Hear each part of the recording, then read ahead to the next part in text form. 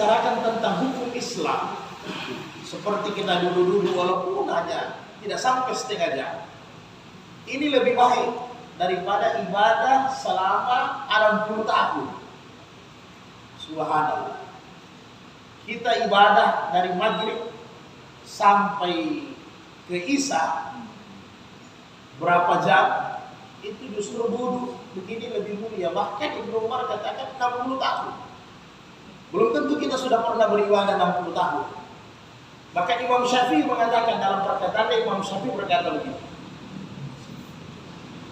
Imam Syafi'i berkata bahwa halkal ilmu, talabil ilmu, menuntut ilmu agama itu khairu min ibadatin nafilah, kata Imam Syafi'i. Menuntut ilmu agama tentang hukum, kita belajar tentang hukum, lebih bagus daripada kita sembahyang sunnah. Lebih bagus daripada kita sembahyang sunnah. Karena sembahyang sunnah, ibadah-ibadah itu tidak diterima kalau kita tidak tahu tata caranya. Ya, begitu. Ibadah itu tidak diterima kalau kita tidak tahu tata cara yang baik. Bagaimana menyebabkan ibadah itu bisa diterima. Jadi tentunya masih banyak lagi keutamaan tentang menuntut ilmu agama. Mudah-mudahan Allah berikan kita karunia, senantiasa kita ingin belajar agama, senantiasa kita ingin belajar tentang hukum Islam. Tidak perlu kita jadi ulama tentunya, tapi kita paham, kita mengerti begini caranya beribadah. Tidak perlu ada kita hafal hadisnya, tetapi kita mengerti begini tuntunannya, begini aturannya yang dianjurkan oleh agama. Jadi kira-kira demikian. Kita lanjutkan bacaan kita. Seperti mana biasa, apabila ada yang perlu kita bahas, yang perlu kita bertanya, sama-sama kita bahas. Kami persilahkan tentunya. Maka kita lanjutkan kembali.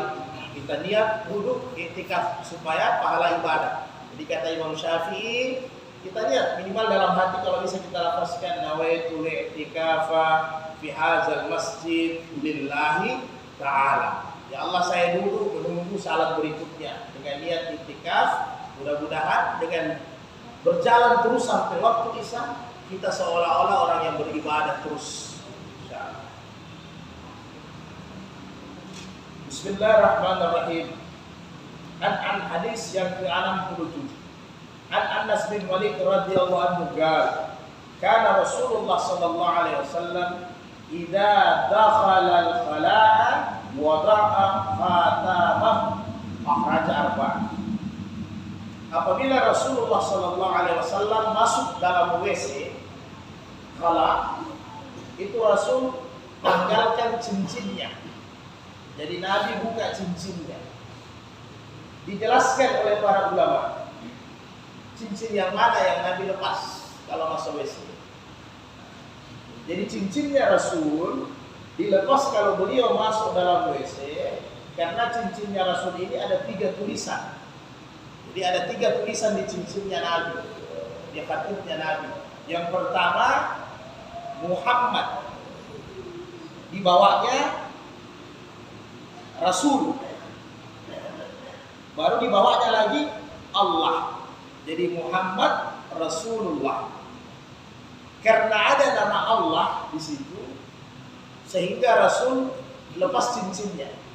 Jadi kalau kita hanya batu akik, tidak usah dilepas. Jadi Rasul lepas ini cincin karena ada nama Allah di cincinnya Nabi. Apa fungsinya Nabi ini bercincin? Fungsinya Nabi ini bercincin untuk cap. Jadi dulu ada cap seperti sekarang. Jadi kalau Nabi kirim surat, itu Nabi cap tidak repot. Jadi Nabi tinggal cap. Jadi bentuknya kurang lebih agak menonjol. Sehingga di situ ada cap Muhammad Rasulullah. Dari Muhammad pesuruhnya Allah, begitulah kira-kira. Nah, jadi karena di situ ada lafaz Allah, sehingga Nabi tanggalkan itu cincinnya. Jadi begitu kata ulama. Maka hadis ini dimasukkan oleh Imam Ibnu Hajar tentang sebaiknya anjuran jangan membawa kalimat-kalimat Allah di dalam khala, di dalam WC, di dalam tempat buang air. Jadi kalau ada dilepas, kalau ada dilepas.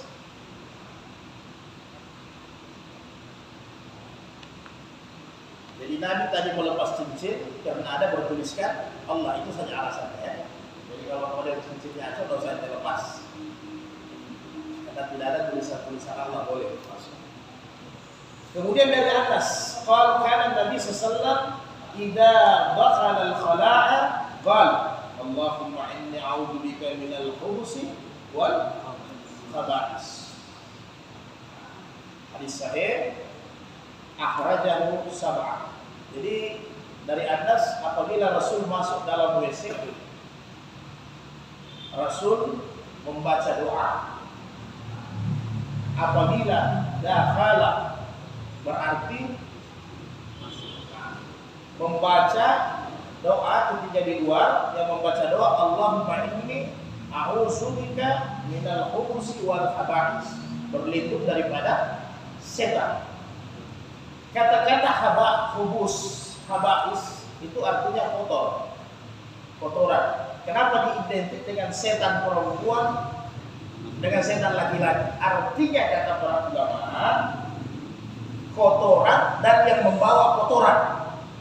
Nah, kotoran dan yang membawa kotoran. Jadi dirangkaikan seperti laki-laki dan perempuan. Siapa yang suka bawa kotoran?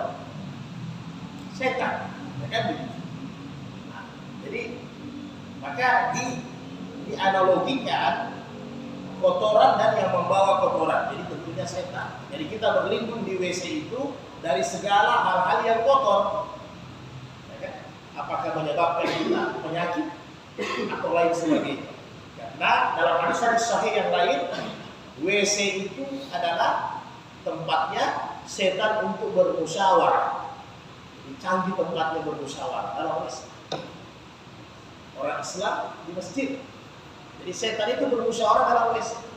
Setan itu mengatur program untuk mengganggu kita semua ini. Itu dalam WC diatur program.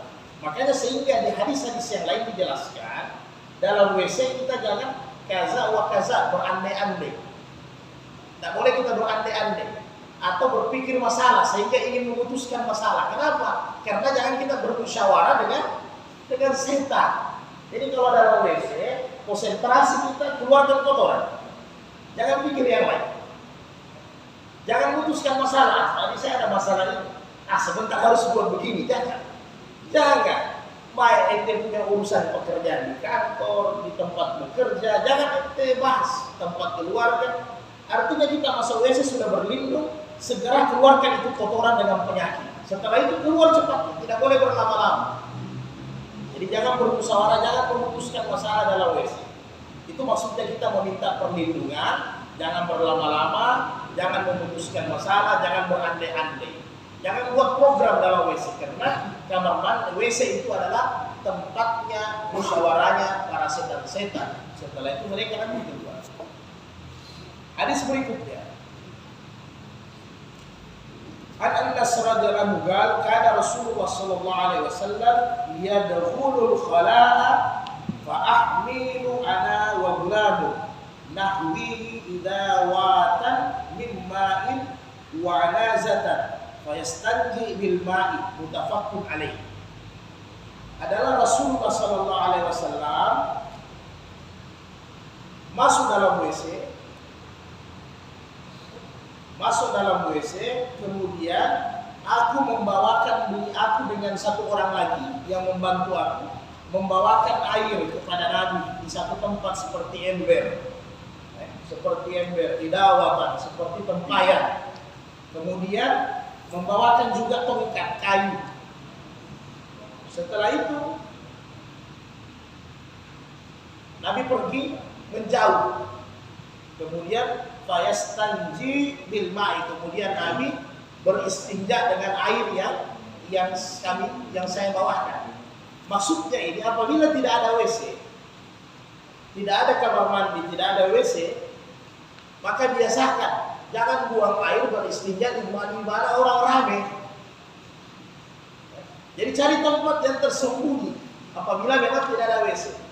Jadi tongkat ini bisa digunakan nanti sebagai salah satu pengikat pembatas hijab. Di hadis-hadis lain menjelaskan apabila tidak ada WC dalam perjalanan, biasanya Nabi buka kain serbannya, kemudian ditaruh tongkat atau kayu, itu dijadikan hijab, penutup untuk buang air. Jadi adabnya buang air, jangan tempat orang kelihatan. Cari yang menjauh, tersembunyi. Begitu.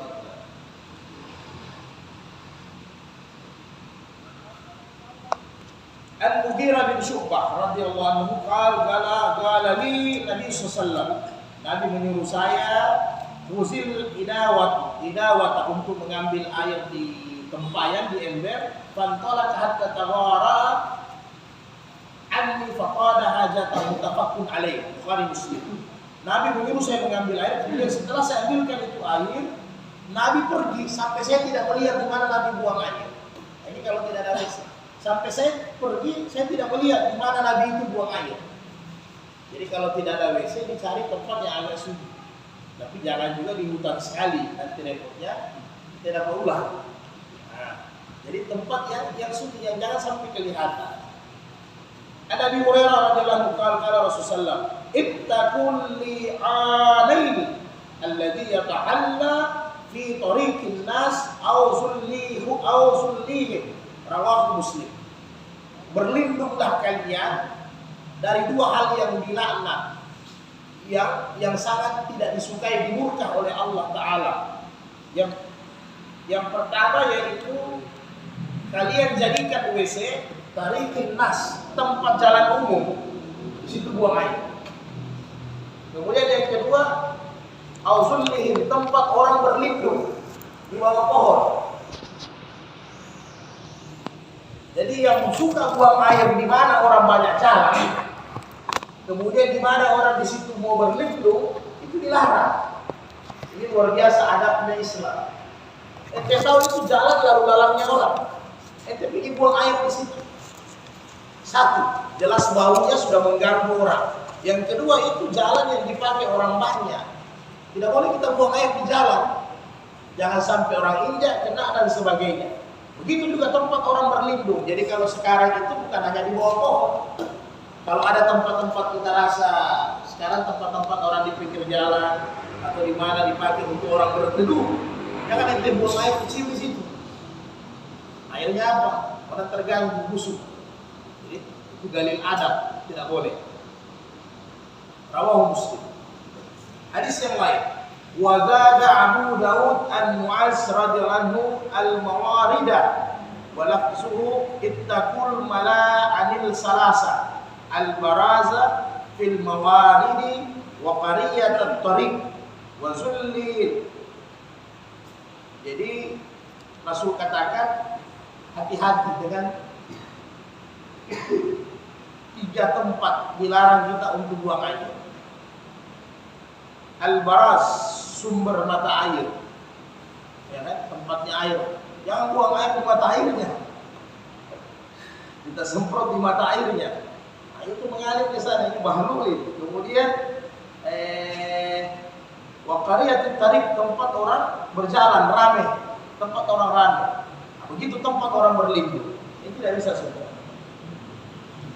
Atau yang sebelumnya kita sudah bulan lalu ya,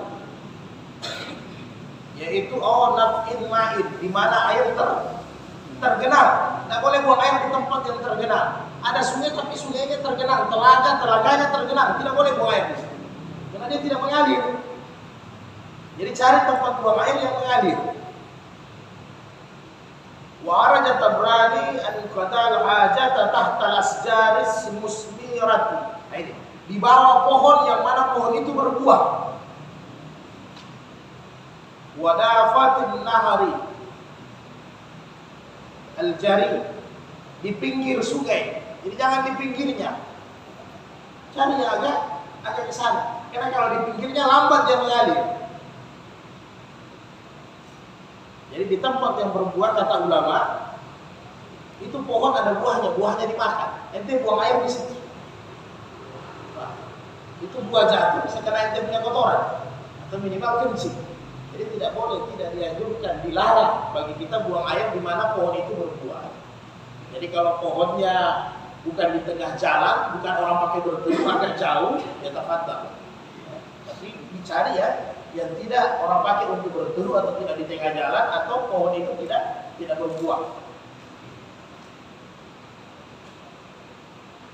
An Jabir qala Rasulullah idza tadawwata ar-rajulani falyatawara kullu wahidin minhuma an sahibihi wa la yatahaddatsa fa inna Allaha yanqutu ala zalik. Rawahu Ahmad sahih. Apabila dua orang laki-laki buang air, ini Islam luar biasa, dari hal-hal yang kecil dia, maka hendaklah mereka dari tiap-tiap mereka masing-masing siapkan air untuk istinja kan. Kemudian dari tiap-tiap mereka cari tempat berlindung, siapkan air, cari tempat berlindung, kemudian wala yatahaddasa fa innallaha yanqutu, itu dikutuk. Wala yatahaddasa, jangan mereka buang air berbicara, sambil diskusi sambil berbicara. Makanya Nabi tidak ada zikir. Ini biasa bisa terjadi. Kalau WC itu di pesantren atau di sekolah-sekolah, WC-nya 5, kan banyak. Jadi satu yang biasa di sini, ente satu di sini. Orang ente mau bicara, mau sebelah. Sementara kita habisan, ente sementara buang air. Jangan. Ini juga perkara yang dikutuk kata Nabi. Tidak boleh. Sebelah ente bicara, satu bicara. Ini sementara buang airnya. Kecuali tentunya emergensi, itu lain cerita, kan? Jadi atau ada yang mau cari kunci kendaraan atau apa, tapi jangan asik diskusi. Satu buang air, satu main. Mungkin kalau di kampung-kampung yang lebih asik ini, sampai 3 orang, maka kita main bola. Sementara ini dah satu sungai, ente ada diskusi. Jadi jangan berbicara. Selesaikan buang air. Jadi kata Nabi, fa inna Allah yanqutu. Hal itu sangat dikutuk oleh Allah, tidak suka. Ibnu Abi Qatadah radhiyallahu anhu kala Rasulullah la yamassanna ahadukum zakara bi yaminihi wa huwa yabul wa la yatamassa min khala'i bi yaminihi wa la yatanaffasa fil ina'i, muttafaqun alaih. Jadi kata Rasulullah, Abu Qatadah, jangan kalian memegang kemaluan dengan tangan kanan kalau buang air.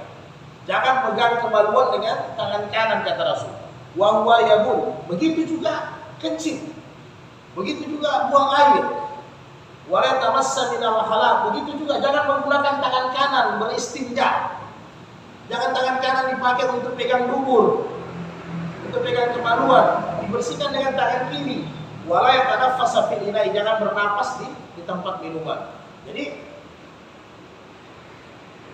jangan menyentuh dengan tangan kanan. Buang air besar, membersihkan juga. Jadi yang repotnya ini kalau anak-anak kecil dari kecil dia kidal. Dia kidal ya, apa? Akhirnya biasanya kanan, ya, maksudnya terbiasa kanan. Nah, terbiasa dia kanan, akhirnya terbiasa kanan terus. Jadi jangan dibiasa. Jadi buang air masuk dalam WC, kanan dipakai untuk memegang air, apa untuk timba, untuk ember. Tapi yang dipakai untuk mencuci dengan menggosok itu tangan kiri yang dipakai. Jadi kalau kita pakai tangan kanan tidak ada pahala. Jadi kalau kita mau cari pahala. Tapi kalau pakai tangan kiri ada pahala untuk istinja, untuk buang air. Muttafaqun alaih, Bukhari Muslim. An Salman radhiyallahu anhu qala laqad nahana Rasulullah an mustaqbilal qiblata bi ba'id aw bawlin aw an nastahjiya bil yamin aw an nastajiya bi aqal min salasati ahjar aw an nastanjiya bi raji'in aw azmin. Rawahu Muslim. Jadi kata Rasul melarang kita buang air besar atau buang air kecil menghadap kiblat atau membelakanginya.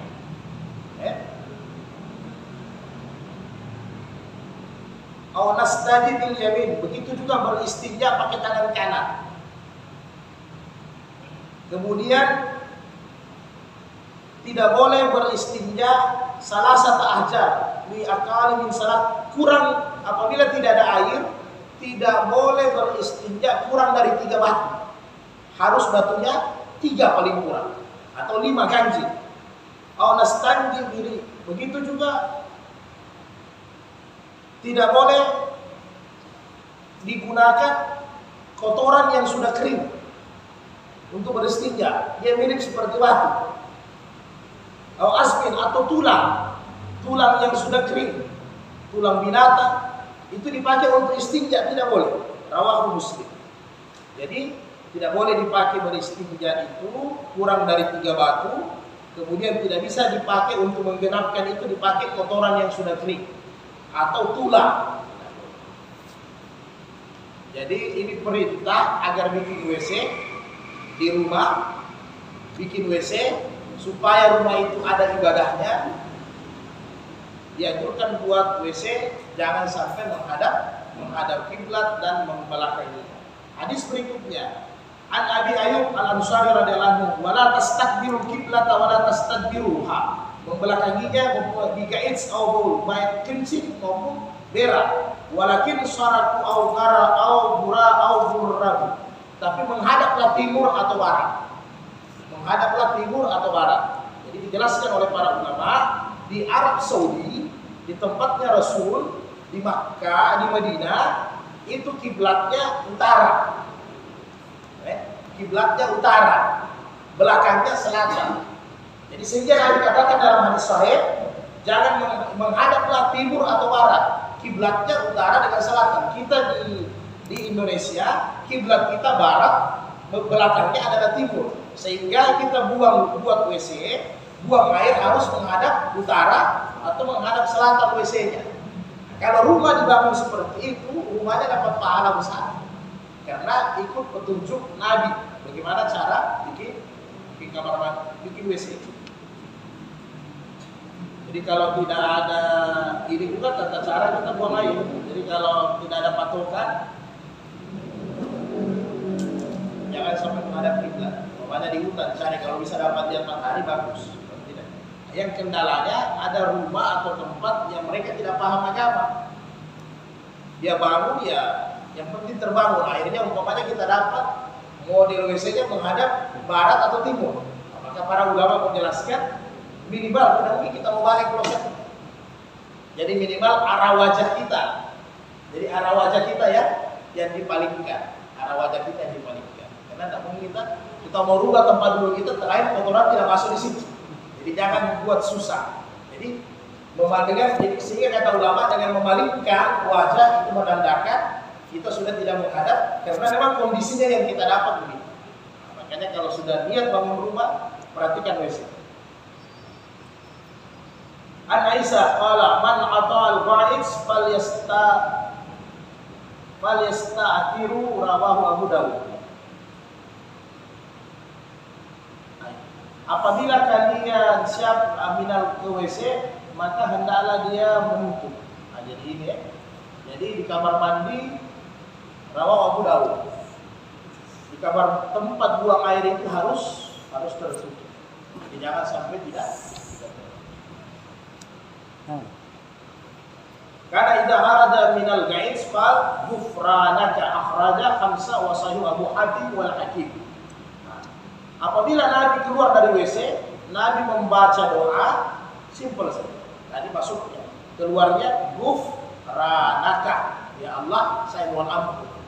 Itu saja. Jadi ada pun beberapa doa-doa yang biasa kita dengar. Alhamdulillahilladzi azhaba 'anil adza wa 'afani. Ya. Itu hadisnya, riwayatnya lemah. Boleh kita pakai atau tidak? Boleh. Segala puji bagi Allah yang telah alhamdulillahilladzi azhaba 'anil adza wa 'afani. Segala puji bagi Allah yang telah mempergikan, meniadakan, menghilangkan penyakit saya sehingga saya jadi sehat. Jadi yang ma'lul, yang cacat dari hadis itu bukan isinya, tetapi ada perawinya yang ma'lul, yang cacat, yang lemah. Tetapi isi daripada sanad daripada hadis itu tidak bertentangan. Boleh dipakai. Bahkan Imam Ahmad, Imam Syafi'i membolehkan karena tidak bertentangan dengan hal apa. Tapi paling pendek, yang paling sahih adalah ghufranaka. Jadi keluar dari WC saja kita sudah minta ampun kepada Tuhan.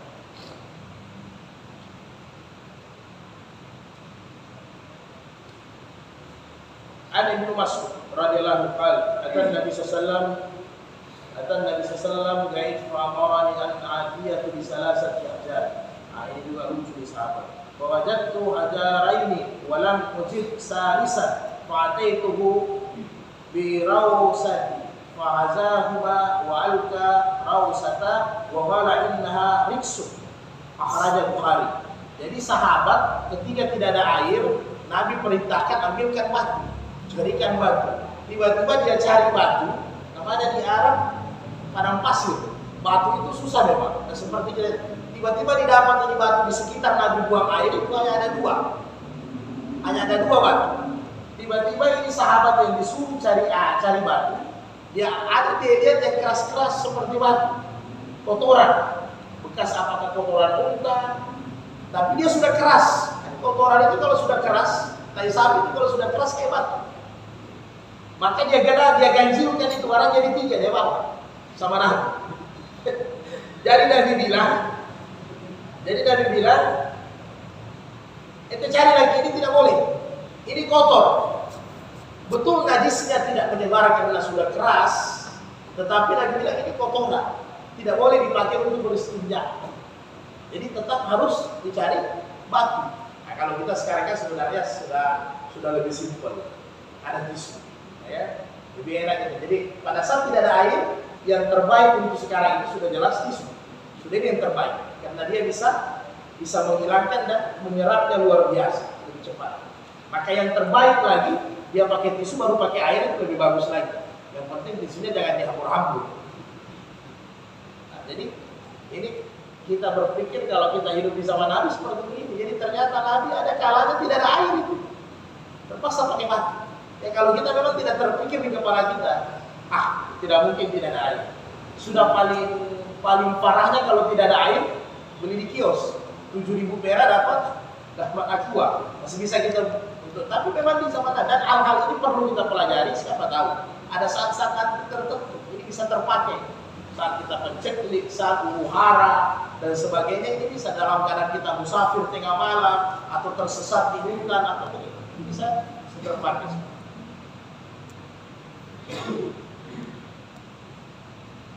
An Abi Hurairah radhiyallahu anhu, inna Rasulullah sallallahu alaihi wasallam naha an yastan'a bi azmin aw rawatin wa qala innahuma la yutakhirani. Jadi orang darujud nih sahih. Rasulullah melarang menggunakan tulang yang kering atau bekas kotoran, karena kata Nabi keduanya tidak mensucikan. Karena itu najis. Jadi dipertegas lagi sama Nabi. Jadi tidak boleh tulang dipakai, tidak boleh batu. Yang bisa adalah batu atau sekarang tisu. Ada Hurairah radhiyallahu anhu kalau Rasulullah istanzihu minal baul. Bersucilah, berhati-hatilah dalam kencing. Fa inna ammatan azabil qabri minhu rawahu. Karena banyak azab kubur gara-gara air kencing yang tidak betul. Hakim menambahkan aksaru azabil qabri minal baul wa huwa sahih. Ditambahkan lagi dari Hakim bahwa Nabi bilang yang paling banyak siksa kubur itu adalah air kencing. Yang paling banyak siksa kubur itu air kencing. An Suraka bin Malik radhiyallahu anhu, allamna Rasulullah sallallahu alaihi wasallam fil khala'i an naquda 'ala al-yusra wa nansibal yumna. Rawahu Baihaqi. Isnadnya ini dhaif. Jadi kenapa siksa kubur ini paling banyak masalah kencing? Karena memang dia bermula dari sini. Bermulanya dari sini. Kalau orang air kencingnya tidak beres membersihkannya, otomatis dia berwudu batal. Jadi ini bisa kena sama orang yang sembahyang. Bisa kena sama orang yang sembahyang. Jadi sudah ini semua yang menyebabkan fawailul lil musallin. Orang yang sembahyang juga celaka, bukan hanya lalai waktu, lalai tempat, lalai cara, tapi lalai istinjanya yang lalai. Jadi ketika orang tidak betul buang air kecilnya, dia masuk WC kencing. Ya. Ketika kencing percikannya itu karena tidak beres, apalagi kalau posisi berdiri. Percikannya itu jelas-jelas kena kain sarung. Apalagi kalau percikannya sudah kena di sini. Tapi ingat, tetap diperhatikan, jangan sampai setan bermain. Tetap diperhatikan rumusnya, jangan setan bermain. Jadi najis itu kata Nabi sesuatu yang kalian lihat. Memang kalian lihat atau kita rasa. Jadi rasa itu kan tidak harus lidah. Cek, ada percikan. Sekedar itu saja. Jadi ketika kita masuk WC buang air kecil, percikannya kita pastikan kena di sarung. Sarungnya umpamanya tidak diganti, dipakai wudhu. Habis wudhu kita salat, otomatis salatnya tidak diterima. Jadi seolah-olah kita meninggalkan salat. Ini makanya orang yang gara-gara kencing banyak ya disiksa kubur. Karena sampai-sampai salatnya tidak diterima semua. Tidak diterima salatnya. Sudah otomatis. Begitu juga buang air besar. Ketika buang air besar, cara istinjanya tidak betul. Ya kan? Tidak dibersihkan dengan baik sehingga masih ada kotoran. Maka ketika dia berwudu, otomatis wudunya tidak beres, sembahyangnya juga tidak sah. Jadi kenapa sampai banyak orang disiksa di kubur karena masalah kencing, karena persoalan yang lain. Dan tidak ada, karena ini orang anggap sepele. Makanya kalau dia ulum mukde, ada aturan-aturannya Imam Al-Ghazali. Apa aturan Imam Al-Ghazali? Pakai sarung WC-nya beda dengan sarung. Salah satu aturannya darwis ya. Orang-orang yang mau masuk di kerohanian itu salah satunya biasanya sarung untuk masuk WC dibedakan dengan sarung mau dipakai salah. Sebenarnya no problem secara syariat boleh. Yang penting kita mampu menjaga najisnya. Itu saja. Buang air kecil ini paling parah. Begitu juga ketika kita buang air kecil, itu biasa kita masuk di kamar mandi, kan dalam keadaan kering. Itu disiram dulu kamar mandinya. Minimal 1 timba. Jadi landasan kencingnya itu nanti percikannya tidak terlalu terlempar. Jadi kalau dia landasannya bagus, ketika kita kencing bagus. Jadi bagaimana caranya? Ini kata Rasul. Salah satu caranya, bagaimana dulunya Nabi dari surah Nabi Malik. Di dalam WC an-naq'ada 'ala al-yusra wa nasibal yumna. Jadi ketika buang air kecil, kaki yang kiri itu di depan. Ya. Kemudian yang kanan di belakang. Ya. Kemudian tangan ini bisa urut-urut supaya jeprak. Sini. Ustaz sama. Ini buang air kecil. Ya. Kiri. Itu jangan menempel untuk jadian lantai. Angkat saja, tidak apa-apa ya. Ya. Jadi ini model yang terbaik untuk buang air kecil. Ini yang terbaik. Kanannya itu tidak, yang sama. Ya, itu yang diurus dulu. Di situ kan kantong kemih, kantong kencing. Jadi yang hadis-hadis lalu sudah kita jelaskan, Nabi kalau buang air kecil, ujungnya Nabi berdaham. Jadi semua itu keluar dalam posisi begini sempurna. Kalau buang air besar dibalik. Buang air besar dibalik, posisinya begini. Kanan di depan, yang satu di kiri kantong kotoran tai. Itu yang di kiri ya, yang di kiri. Itu yang supaya mempercepat sisa-sisa kotoran tai. Kalau begini apa setengah lagi? Nah itu awal kan ambil awalnya, nanti tinggal dicari gaya ente yang cocok. Ya, jadi Nabi buang air itu dalam keadaan jongkok. Jadi kalau sekarang kan mungkin banyak penyakit, cepat orang tua, belum sampai 40 sudah banyak orang pakai kloset yang duduk, kompleks penyakit. Padahal cara jongkok yang terbaik sebenarnya. Apalagi sekarang orang pergi haji umrah hampir semua WC-WC di Medina, di Mekah, di Jeddah kan hampir semua sekarang posisinya duduk. Susah sekali kita cari posisi jongkok, dan orang yang sudah terbiasa jongkok pasti buang airnya tidak beres. Maksudnya perasaannya tidak enak, dan memang tai tidak akan keluar bagus. Yang keluar itu memang yang mau keluar saja, sekedar syariatnya pasti. Nah, tapi hati-hati jangan naik. Sudah banyak kejadian. Kita mau paksa naik karena model kloset dulu ini ada yang mahal, ada yang murah. Nah, yang murah ini kan biasa kalau kita paksa naik bisa bahaya, kan banyak kejadian. Karena kita tidak enak paksa naik dua-dua kaki, akhirnya pecah kita punya selangkangan juga rabe, bahaya. Nah, jadi jangan. Jadi kalau sudah kondisi begitu dicari yang enak. Jangan paksa sampai naik. Apalagi timbangan seperti saya kalau mau paksa naik 100 kilo lebih bisa bahaya, jelas jebol. Jadi jangan kita paksa naik.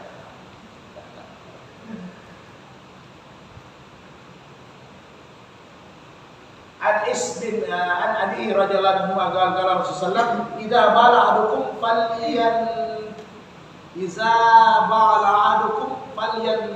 falyantur zakarahu salasa marrah. Ini hadisnya dhaif, derajatnya dhaif. Jadi kata para ulama bisa kita gunakan karena tidak merusak dari sisi yang lain, bahkan untuk ahli kesehatan ini sangat dianjurkan. Salah ahlul kubah, faqala inna allaha yusni'u alaikum. Allah memuji kalian. Faqala inna nutbi'ul hijaratal ma'. Jadi apabila kalian buang air kecil, maka hendaklah dia punya apa? Jakar diurut sambil berdaham. Itu bisa digunakan juga. Nah, jadi ini pasti kalau terbiasa buang air kecil bagus, caranya duduk, kemudian berdaham dengan bagus, diurut ujungnya dengan bagus, maka insya Allah hindari kita dari penyakit prostat, kencing ginjal, kencing batu, ginjal, prostat dan sebagainya. Pasti yang menyebabkan sekarang ini kan yang paling banyak prostat ya jelas laki-laki, karena begitu buang airnya sembarang. Jadi boleh digunakan, walaupun hadis derajatnya ini dhaif, tapi dia tidak ada unsur hukum, silahkan mau digunakan. Jadi selain kita berdaham, jadi bisa tapi jangan. Jadi Nabi bilang salah 3 kali saja, jangan lebih. Jadi yang cacat ini kembali saya sampaikan, yang dhaif ini adalah periwayatannya, bukan isi hadisnya. Jadi kalau isi hadis yang dhaif itu namanya hadis palsu. Nah, dalam ilmu hadis kalau hadisnya yang dhaif, suara burung menandakan ini umpamanya, atau berpuasa di bulan Nifsu Sa'bat dapat pahala 1000 tahun. Itu kan memang isi hadisnya ya yang cacat, itu berarti hadis palsu. Nah, jadi kalau periwayatannya itu hadis lemah, berarti ada dari peringkat yang ke-7 ke-8 itu biasa bermasalah. Tapi konteks isi hadisnya, matan hadisnya tidak lemah, bisa kita pakai. Jadi 3 kali saja, supaya untuk memastikan ujung kencing itu keluar dengan bagus. Jadi kalau begini cara buang air kita, maka buang air yang begini yang dinilai ibadah di sisi Allah Ta'ala. Jadi bayangkan kalau kita buang air setiap hari masuk di dalam WC, diakumulasi, dikumpul, setiap waktu salat kita buang air, kita akumulasi, kita kumpul kira-kira setengah jam lah dalam 1 hari. Berarti 24 jam, 23 jam setengah, ada setengah jam untuk buang air kecil. Berarti kalau ditotalkan setengah jam dikumpul sampai 30 hari dalam 1 bulan, kurang lebih berapa jam? 15 jam. 15 jam. Kalau 15 jam dalam 1 bulan untuk buang air, dalam 1 tahun berapa? Kalau umur kita 60 tahun, nah 1%. Jadi itu sudah dinilai ibadah. Jadi besar kan? Jadi kalau 1 hari 1 malam setengah jam, berarti kalau 1 bulan 15 jam ya. 15 jam 1 bulan, kali lagi 1 tahun, kali lagi umur kita 60.